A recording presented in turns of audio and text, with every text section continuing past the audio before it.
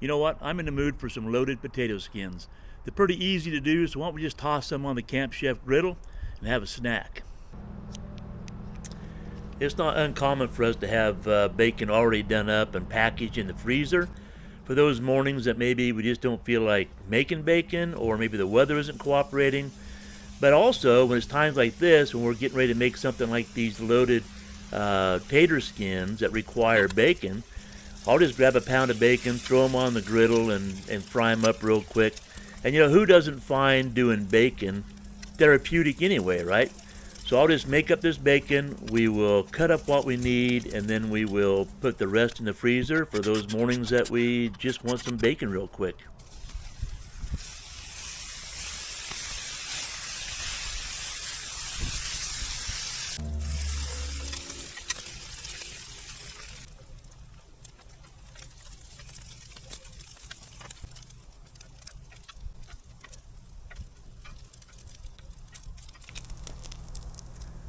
All right, there we go. Now, doesn't that look good? Then what I'll do, I'll just kind of break the bacon up a little bit, chop it up with a knife, or just break it apart with my fingers. And that's what we'll use today for the loaded potatoes. And then the other bacon I'll package up and throw it in the freezer for later use.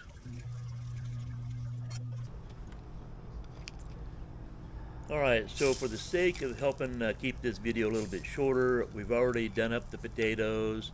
We hollowed out the insides of our tater skins. We've added some butter inside. You can see the butter inside there.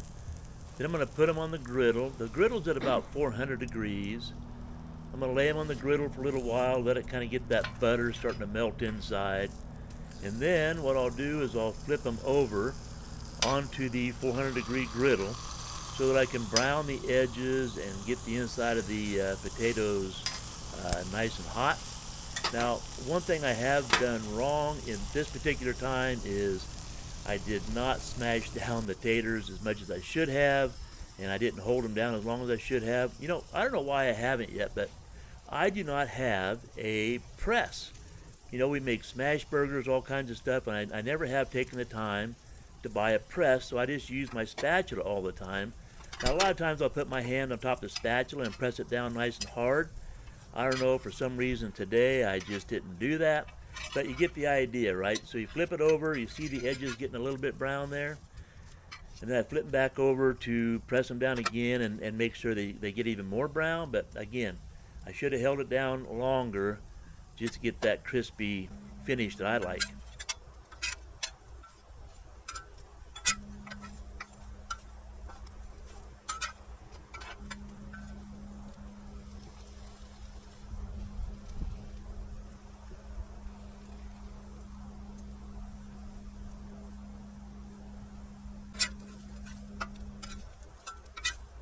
Alright, there you go. So the edges are brown enough for me. It looks pretty good. We could have held them down a little bit longer, as I mentioned, but that'll work for this time. Usually I'll take my cheese. I'll go ahead and put the cheese on and the onions and whatnot while it's still sitting on the griddle, staying warm. But before it gets too hot, things start melting and making a mess, I take them off and put them on a plate and finish it up there. Again, one of the things we didn't do, we did not grate up enough cheese to make these a truly loaded potato skin. I don't know what we were thinking. Maybe we thought we were going to do one potato or something. I'm not sure. But anyway, we certainly could have done up a lot more cheese and a lot more onions to put inside these tater skins.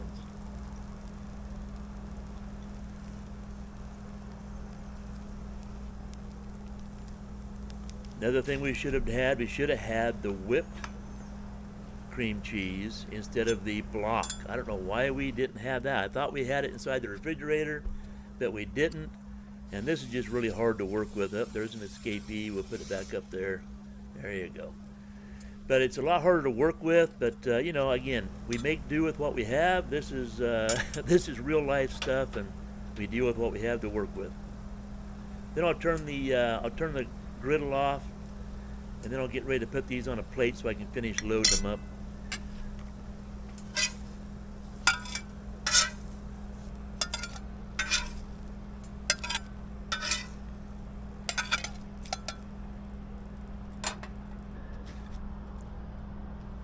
try and spread that around a little bit more, make it more uniform, toss a little more on top of it there.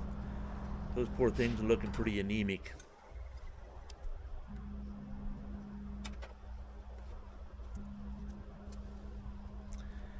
Yeah, what a pain trying to spread that around. Maybe I should have thrown it in a microwave for a second or two. Put it in a pan and set it on the griddle, something like that, just to soften it up a little bit. But we'll struggle through it. We'll make it work. Then once we get all the cream cheese and spread around the best we can, we'll grab some bacon and load it up on top. The only thing we did make enough of is we did make enough bacon for this project. But anyway, it'll work for us today.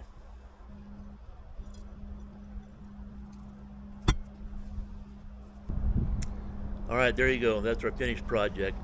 I guess they don't look too bad. If we hadn't mentioned that they weren't nearly as loaded as we like to have them, maybe no one would even say anything about it. But now that I open my mouth, you'll probably say the same thing. But they look pretty good, right? And they taste pretty good. No complaints.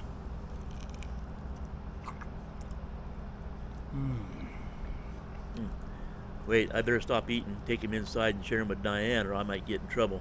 All right, there we go. All right, I have to admit that this batch of potato skins was a far cry from being the best we've ever had, but they weren't too bad. I'm not going to complain too much. One of the things I should have done differently is typically when I flip those potato skins over, I like to press them down a little bit longer, I smash them down harder, and create more of a crust inside. I guess I was just getting ahead of myself a little bit, but hey, that's the way it goes. The second thing we did is when we were grating up cheese and chopping up onions and whatnot, we didn't do up nearly enough, so they were hardly what I would call stuffed potato skins. Another big mistake we made when we had the cream cheese, I thought we had some whipped cream cheese in the refrigerator. We did not, we just had the block, and that's really hard to work with. We should have had the whipped cream cheese on hand. But you know what? Things don't always turn out the way you plan. Regardless, they were still good. They're quick and easy. They're a fun little thing to do. They're great to do if you have company over. It doesn't take long to make them. Just don't do what we did today. Anyway, if you enjoyed this video at all, how about a thumbs up? Consider leaving a comment down below. Let us know if you do anything else differently when you make your smashed, loaded potato skins. A lot of times we do them inside the oven as well, but once in a while on the grill, it's kind of fun. Anyway, hit that subscribe button, thumbs up, leave a comment. As always, have a great day, and we'll see you in the next video.